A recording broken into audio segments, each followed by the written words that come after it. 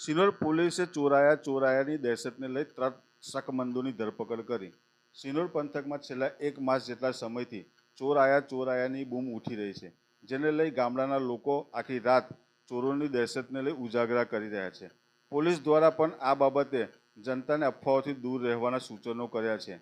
ત્યારે સિનોર તાલુકાના સીમડી ગામે પણ ચોર આવે છે અને ઘરો પર પથ્થરમારાની ઘટના પ્રકાશમાં આવતા ગામમાં રાખવામાં આવેલા સીસીટીવી કેમેરામાં આ ઘટના જોતા ગામના જ 3 ઈસમો ગામમાં પથ્થરમારો કરી અને ચોરાયાની દહેશત ફેલાવતા જોવા મળ્યા છે।